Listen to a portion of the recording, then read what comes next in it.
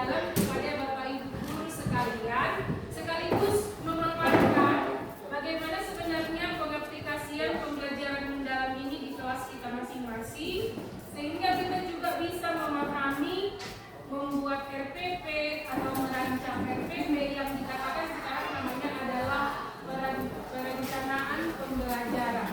Dan yang perlu kita ingat adalah bagaimana sebenarnya pembelajaran mendalam ini bisa membuat proses pembelajaran kita di kelas lebih hidup dan lebih bermakna bagi anak-anak kita di SMP Negeri 2 ini. Materinya cukup banyak, tapi nanti akan saya ringkas supaya kita ambil yang penting-penting saja. Dimana yang pertama kita harus memahami pengertian pembelajaran mendalam, kemudian bagaimana kerangka pembelajaran mendalam, prinsip pembelajaran mendalam, peran guru dalam pembelajaran, serta implementasinya, bagaimana merencanakan, melaksanakan, dan membuat asesmen. Nah, Bapak Ibu, tentu Bapak Menteri Pendidikan dan seluruh jajarannya tidak membuat pembelajaran ini dengan ringan, mudah, dan sebagainya. Ada latar belakang yang membuat pembelajaran mendalam ini dicetuskan atau dikeluarkan. Mengapa perlu pembelajaran mendalam? Yang pertama itu karena keterlibatan. Guru membangun keterlibatan peserta didik sebagai subjek belajar untuk memperoleh pengalaman belajar yang bermakna. Kemudian, kenapa perlu pembelajaran mendalam? Di mana ada namanya prinsip memuliakan. Jadi kalau di kurikulum Merdeka ada namanya menghamba sebelum ini, sekarang kita ganti menjadi memuliakan. Di mana guru dan peserta didik saling menghargai dan menghormati martabat dan nilai-nilai kemanusiaan. Kemudian, mengapa juga perlu pembelajaran mendalam? Yaitu untuk pemanfaatan teknologi digital. Artinya semakin maju zaman, di mana ada kontrak zaman bagi anak-anak kita, mereka tidak ada lagi yang namanya lepas dari yang gadget digital dan sebagainya. Maka guru harus mampu memanfaatkan segala fasilitas itu dalam pembelajaran. Kemudian ada yang namanya berkesadaran. Ini seperti membangun kesadaran bagi peserta didik untuk menjadi pembelajar yang aktif dan termotivasi, serta pengembangan budaya belajar dan multi atau interdisiplin pengetahuan. Saya ringkas saja ya Bapak Ibu. Nah, kita masuk ke pengertian pembelajaran mendalam. Pembelajaran mendalam itu merupakan pendekatan yang memuliakan dengan menekankan pada penciptaan suasana belajar dan proses pembelajaran berkesadaran. Di sini sudah tercantum Bapak Ibu prinsipnya. Berkesadaran, mindful, bermakna, meaningful, dan menggembirakan, joyful, melalui olah pikir, olah hati, olah rasa, olahraga secara holistik yang terpadu. Inilah sebenarnya pengertian pembelajaran mendalam. Jadi pembelajaran mendalam itu bukan kurikulum baru, tapi adalah sebuah prinsip yang diintegrasikan ke dalam kurikulum Merdeka. Jadi pada dasarnya kita tidak mengganti kurikulum. Nah, jadi kalau diringkas secara dulu ya Bapak Ibu, memang demikianlah adanya. Diringkas secara meta konsep, pembelajaran mendalam itu dia di dalamnya harus terkandung berkesadaran, bermakna, menggembirakan melalui olah pikir, olah hati, olah rasa, olahraga, dan mewujudkan profil lulusan. Yaitu ada 8 dimensi lulusan. Ini mungkin sudah tahu Bapak Ibu ya. Kalau di P5 ada 6 dimensi, sekarang dia sudah tambah menjadi 8 dimensi lulusan, tambah 2 dari yang sebelumnya. Jadi yang 8 itu adalah keimanan dan ketakwaan terhadap Tuhan Yang Maha Esa, sama seperti P5 saudara. Di P5 kemarin itu beriman dan bertakwa kepada Tuhan Yang Maha Esa. Bahasanya aja yang berbeda. Kemudian ada kewargaan. Ini sama seperti berkebinekaan global. Berkewargaan itu individu yang memiliki rasa cinta tanah air, mentaati peraturan dan norma sosial dan sebagainya. Kemudian ada penawaran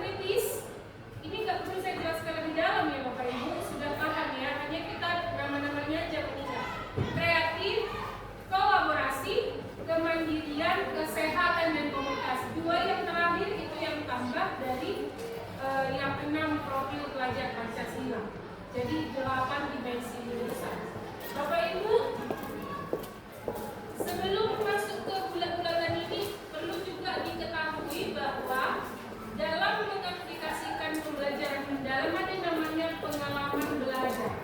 Ketika belajar di kelas, peserta didik atau murid harus mengalami yang namanya pengalaman belajar. Pengalaman belajar itu ada 3. Yang pertama memahami, yang kedua mengaplikasikan, yang ketiga merefleksi. Jadi kalau memahami itu, dia bisa menghubungkan pengetahuan baru dengan pengetahuan lama. Kalau saya jelaskan ini Bapak Ibu tidak akan heran. Kenapa? Karena sudah kita laksanakan. Tentu kalau kita masuk ke bab baru atau bulan belajar baru, pasti kita kaitkan dengan pembelajaran yang lalu. Jadi dia harus bisa mengaitkan. Kemudian juga menstimulasi proses berpikir peserta didik. Dan ini penting, menghubungkan dengan konteks nyata kehidupan sehari-hari. Setiap pembelajaran kita pasti ada ya hubungannya dengan kehidupan sehari-hari. Tidak mungkin ada pembelajaran tidak akan teraplikasi dalam kehidupan sehari-hari. Kemudian menanamkan nilai-nilai moral dan etika dan nilai positif lainnya. Kemudian mengaitkan pembelajaran dengan pembentukan karakter peserta didik. Itulah tadi yang 8 dimensi. Contoh, ada contohnya di sini. Misalnya mengeksplorasi pengalaman pemahaman peserta didik terhadap permasalahan sosial di masyarakat. Misalnya kalau IPA misalnya tentang polusi, berarti sampah ada di sekeliling masing-masing. Atau kalau di sini menyampaikan topik permasalahan sosial pada pembelajaran IPS, memberikan data kemiskinan di Indonesia serta meminta peserta didik untuk memahami dan memberikan tanggapan. Contoh itu ya. Kemudian yang kedua tadi mengaplikasi. Bagaimana sebenarnya mengaplikasi? Mengaplikasi itu bisa peserta didik menghubungkan konsep baru dengan pengetahuan sebelumnya. Menerapkan pengetahuan ke dalam situasi nyata atau bidang lain. Karena pembelajaran kita pun ada namanya inter mata pelajaran ya. Lintas mata pelajaran ya. Jadi bisa jadi sebenarnya satu topik itu ada di dalamnya IPA, IPS, matematika dan sebagainya. Kemudian mengembangkan pemahaman dengan eksplorasi lebih lanjut dan berpikir kritis. Contohnya di sini dibikin pada matematika. Persamaan linier, dasarnya peserta didik memahami bentuk umum persamaan linier dan cara menyelesaikannya. Pendalaman pengetahuan peserta didik menerapkan persamaan linier dalam masalah keuangan seperti menghitung keuntungan bisnis atau menentukan titik pas dalam penjualan produk. Berarti matematika dengan IPS ya kan Bapak Ibu. Kemudian merefleksi, yang ketiga tadi pengalaman belajar, motivasi diri sendiri untuk terus belajar bagaimana cara belajar. Refleksi terhadap pencapaian tujuan pembelajaran, evaluasi diri, menerapkan strategi berpikir, memiliki kemampuan metakognisi atau meregulasi diri dalam pembelajaran serta meregulasi emosi dalam pembelajaran. Contoh, menyampaikan motivasi belajar sesuai pengalaman yang diperoleh guru lainnya.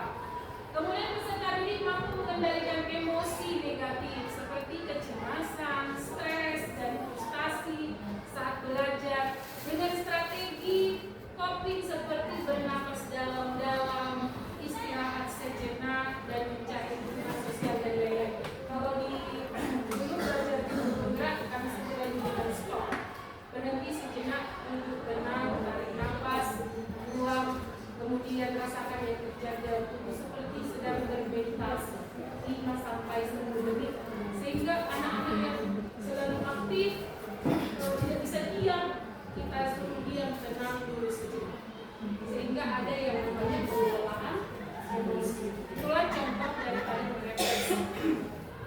Jadi Bapak Ibu, intinya dalam pembelajaran mendalam ini ada, kalau kami meringkasnya itu 8, 3, 3, 4. 8 dimensi lulusan, 3 prinsip pembelajaran, 3 pengalaman belajar, dan 4 kerangka pembelajaran. Nah, ini belum saya buka kerangka pembelajaran 4. Jadi 8, 3, 3, 4. Inilah itu Bapak Ibu. Ini pembelajaran mendalam ini 8 dimensi lulusan, yang putih, yang biru yang kecil ini prinsip pembelajaran mendalam, bermakna, berkesadaran, dan menggembirakan. Yang ke orange 3 mengaplikasi, 3 pengalaman belajar, memahami, mengaplikasi, dan merefleksi. Dan yang keempat ini adalah kerangka pembelajaran, praktis, pedagogi, lingkungan pembelajaran, kemudian digital, dan kemitraan belajar. Ini nanti yang akan kita aplikasikan dalam perencanaan pembelajaran kita. Nah, kita lihat yang terakhir yang 4 tadi, kalau taksonomi Solo ini di atasnya taksonomi Bloom, kurikulum 2013 ya Bapak Ibu. Kita banyak bicara taksonomi Bloom. Kalau sekarang taksonomi Solo. Jadi kami kemarin tidak terlalu dalam. Jadi di sini juga karena waktu kita terbatas, saya lewatkan aja ya. Ini tadi. Nah, ini kerangka pembelajaran yang 4. Ini yang kita integrasikan ke perencanaan pembelajaran kita nanti atau MPP kita.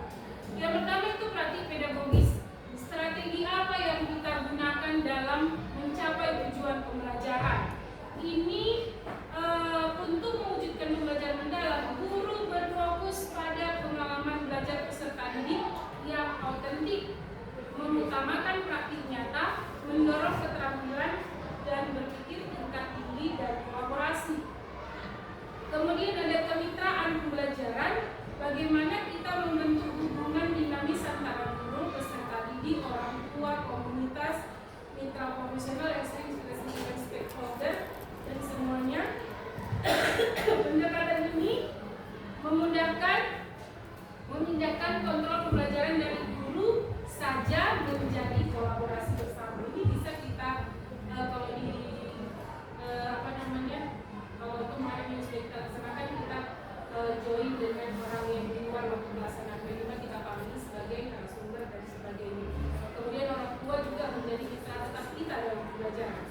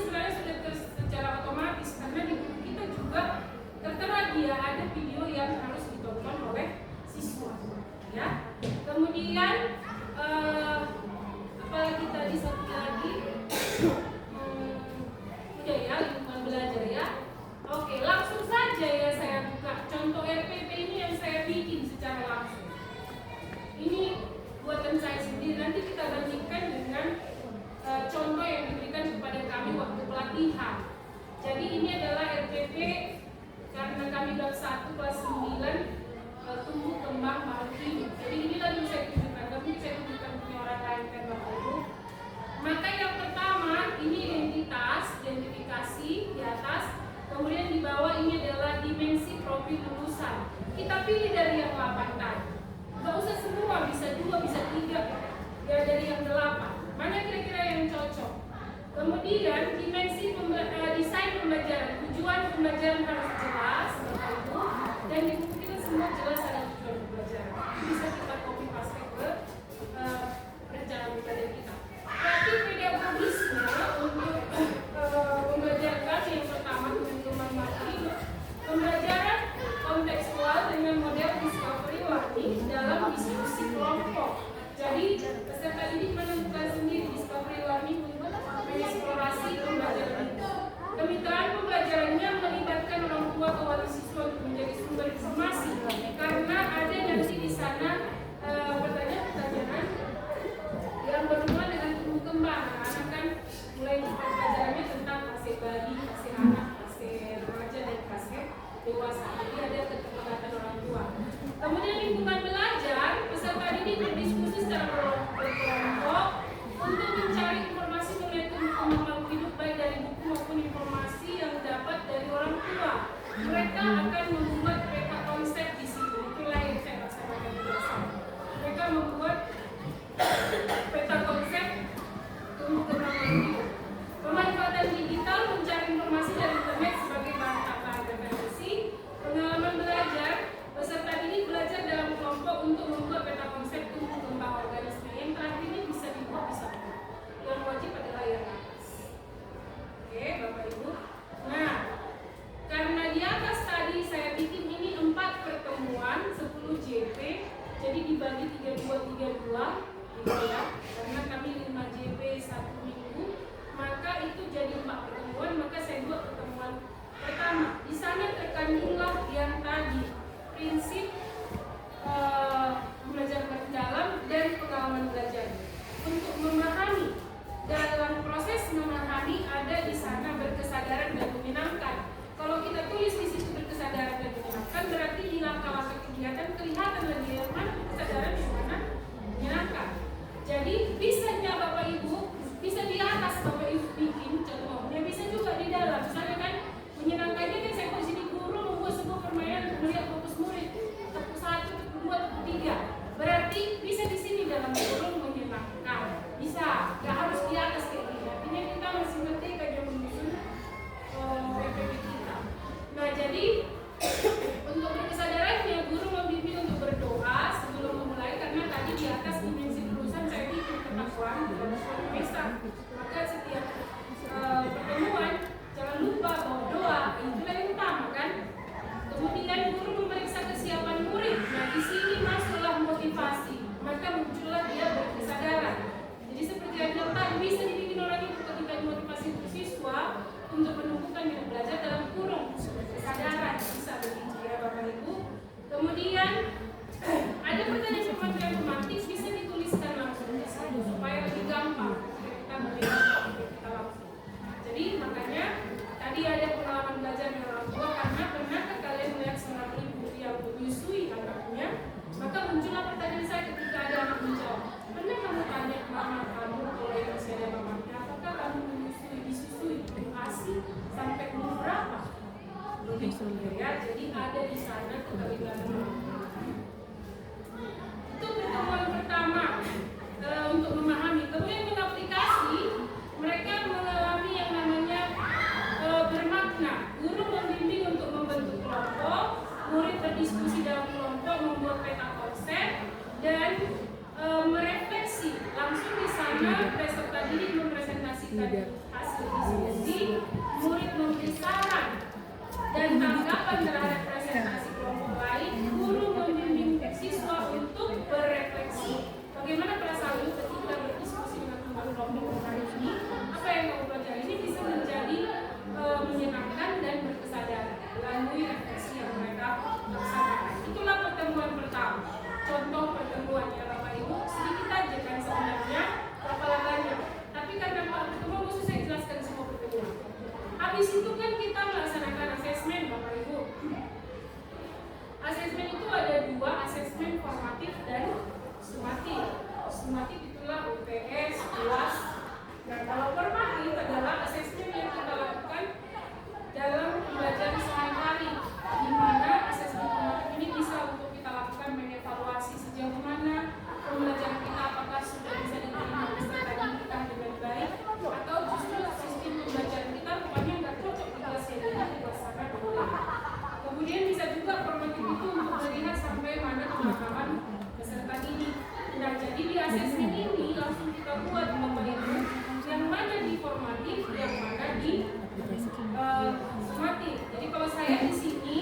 Pertama, formatif saya adalah mengamati partisipasi peserta didik dalam diskusi kelompok dari lembar observasi. Jadi ada mahasiswanya, apakah dia aktif, kurang aktif, tidak aktif, dan keterangannya. Kemudian ada pertanyaan yang diberikan di akhir pembelajaran.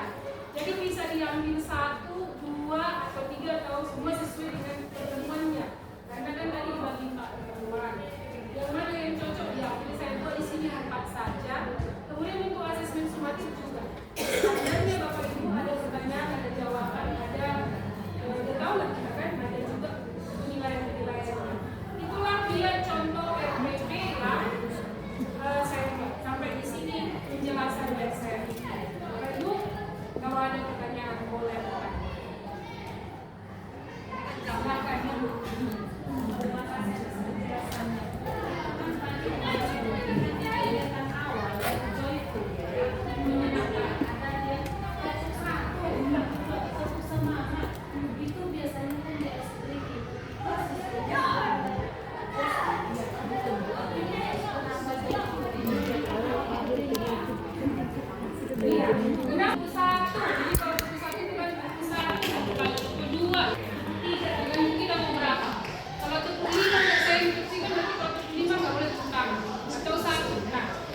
Jadi ice breaking kita itu harus tergantung kebutuhannya. Kalau di awal berarti kita ingin menarik fokus. Nah, karena baru masuk ke sini dan sebagainya, maka dibuat lagi. Jadi ice breaking itu bisa di awal, bisa di tengah, bisa di akhir, tergantung ke kebutuhannya. Jadi kalau saya itu bisa ke satu itu bisa di tengah, bisa di akhir, bisa di awal. Kalau di sini saya bikin di awal. Kenapa? Karena baru masuk, apalagi kalau habis olahraga istirahat sampai Bapak Ibu guys pertama sampai kedua itu olahraga bisa saya di 95. Itu nggak fokus mereka, nggak bisa fokus. Maka untuk membuat fokus mereka itulah dibuat. Tapi kalau sudah misalnya kalau kelas tidak kondusif lagi ribut dalam diskusi kelompok pasti ribut kan Bapak Ibu, kelas tidak kondusif, maka bisa kita lakukan itu tadi meditasi singkat. Dari ibu coba letakkan semua buku rem, tutup matanya, tarik nafasnya, tarik buang, merasakan di dalam tubuhmu. Apakah ada rasa geli, sakit, kalau diam selama 5 menit mereka seperti itu. Nah itu nanti biasa bisa kembali tenang, walaupun bisa jadi pelan. Jadi tergantung kebutuhan Bapak Ibu. Kalau mau Bapak Ibu lakukan di awal, silakan. Mau lakukan di tengah, silakan. Mau lakukan di akhir pun boleh. Yang pasti mereka harus mengalami yang namanya joyful atau menyenangkan. Ada lagi Bapak Ibu pertanyaannya? Iya, silakan bertanya. Jadi gimana RPP-nya? Namanya RPP apa? Saya sudah tebal tapi merdeka. Iya, jadi kalau sekarang kita judulnya di atas jadi perencanaan pembelajaran. Bukan lagi perencanaan pelaksanaan pembelajaran, tapi perencanaan pembelajaran. Bapak Ibu. Jadi ada juga satu contoh yang saya ambil dari internet. Ini saya ambil dari internet ya Bapak Ibu, dan saya edit bentar. Jadi harus diedit juga. Artinya kita pun kalau bikin apa namanya kan langsung kayaknya agak repot, kita bisa ambil yang dari internet, kemudian kita edit sesuai kebutuhan kita. Iya, modul ajar kalau kemarin merdeka, kalau sekarang perencanaan pembelajaran, maka diedit. Ini sistem koordinasi bab kedua, dan ini kemarin tidak sesuai dengan kayak gini bentuknya. Ini sudah saya ubah. Saya ubah sesuai dengan kebutuhan tadi. Sebenarnya ada bagian-bagian aja yang diubah ke bawah. Jadi itulah bentuk RPP kita ya Bapak Ibu. Artinya kita saat ini tadi Bapak Kepala Sekolah bilang begini. Ketika IWGP sudah menjelaskan, karena saya yang belajar dengan DIS dan IWSP, maka nanti semua kita harus mengikuti yang sudah ada sekarang. Artinya RPP kita Bapak Ibu sesuai dengan pembelajaran dari itu tadi yang Bapak Kepala Sekolah pesankan kepada kami ketika beliau ada di sini. Supaya kita, karena masih ada waktu kita kan bulan depan berakhir membuat RPP,